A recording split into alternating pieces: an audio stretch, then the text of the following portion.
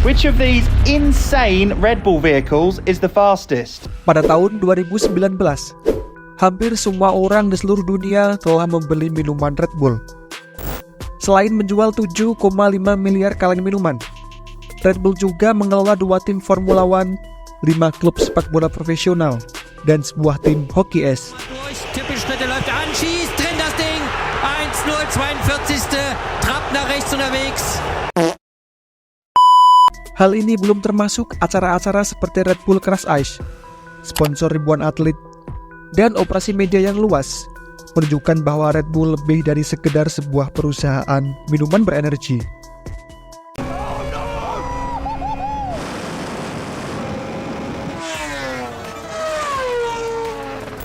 Namun, apakah ini semua hanya bagian dari strategi pemasaran?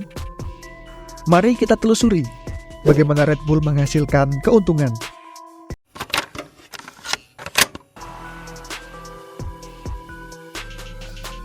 Pada musim panas tahun 1982, Dietrich Mateschitz, seorang pengusaha asal Austria, mengalami jet lag saat melakukan bisnis di Thailand dan menemukan minuman kaleng lokal bernama Krating Daeng yang bisa menyembuhkan penyakit jet lag-nya.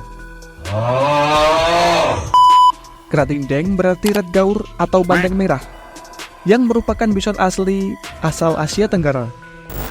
Karena efek dari minuman ini menginspirasi dan menjadi nama dari minuman berenergi tersebut. Pada saat itu, Mateschitz memiliki tekad untuk memperkenalkannya ke pasar global sebagai minuman energi yang inovatif.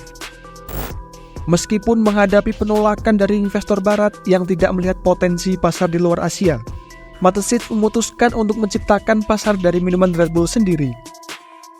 Keyakinan pada produknya yang sangat kuat, Mateschitz menginvestasikan €500 juta dan bermitra dengan pemilik Krating Daeng untuk mendirikan perusahaan. Mateschitz kemudian menyesuaikan formula minuman untuk pasar Eropa dan meluncurkan produk pertamanya di Austria pada tahun 1987. Walaupun awalnya ditolak di Jerman, Red Bull mendapatkan reputasi sebagai merek nakal yang menarik minat banyak pemuda Jerman untuk membeli produk tersebut dari Austria. Dalam tahun pertamanya, penjualan Red Bull melebihi lebih dari 1 juta kaleng. Selain itu, ekspansi ke Eropa dan Amerika meningkatkan penjualan menjadi lebih dari 1 juta kaleng per hari. Red Bull menciptakan model bisnis baru yang menitik beratkan pada pemasaran dan penjualan. Sementara, produksi dan logistik dijalankan oleh perusahaan lain. Dengan margin keuntungan tinggi, Red Bull mampu menetapkan harga jual yang lebih tinggi daripada pesaingnya, dengan biaya produksi sekitar 9 sen per kaleng dan harga eceran sekitar $3,59. Untuk membangun pangsa pasar, Mateschitz menyasar klub malam dan acara mahasiswa serta menggunakan strategi student brand manager untuk mempromosikan Red Bull. Volkswagen Beetles dengan kaleng Red Bull raksasa yang diikat di bagian belakangnya menjadi pemandangan umum di pantai, kampus, pusat kebugaran, dan bahkan gedung perkantoran, di mana mereka menawarkan sampel gratis kepada masyarakat. Minuman ini menjadi populer di bar, klub malam, festival, dan sering dicampur dengan vodka atau Jägermeister.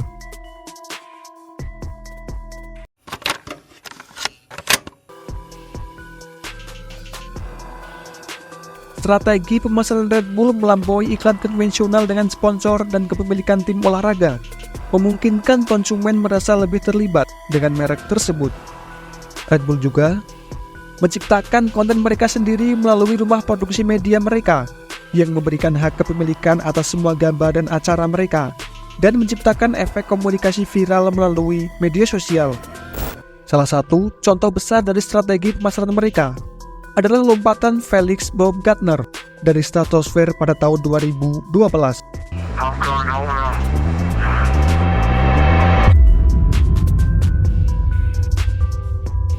Yang diperkirakan bernilai sekitar $6 miliar. Meskipun dalam media global, biaya produksi proyek tersebut diperkirakan mencapai $50 juta.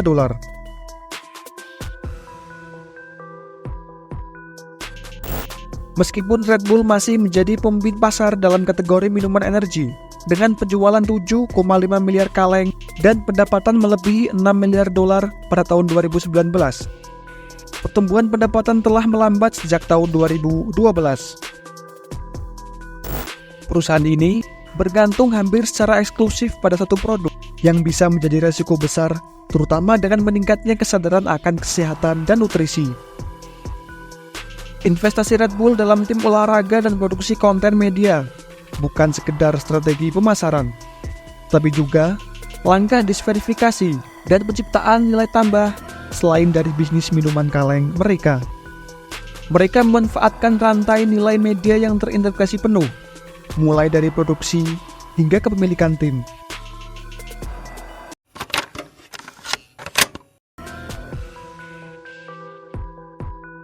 Sebagai contoh, kepemilikan beberapa klub sepak bola memungkinkan Red Bull untuk mengoptimalkan sinergi seperti pengembangan bakat. Seorang atlet dapat memulai karirnya di Brazil, lalu pindah ke Eropa untuk bermain di klub Austria seperti Salzburg.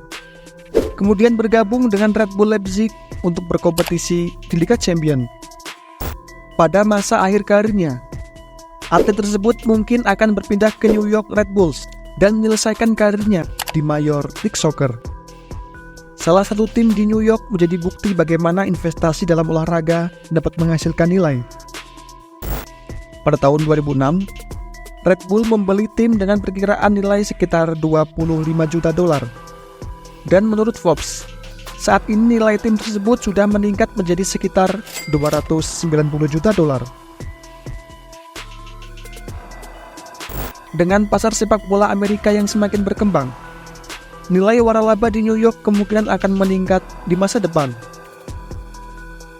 Namun, penjualan minuman tetap menjadi pendorong pendapatan utama, mewakili sekitar 97% dari total pendapatan Red Bull.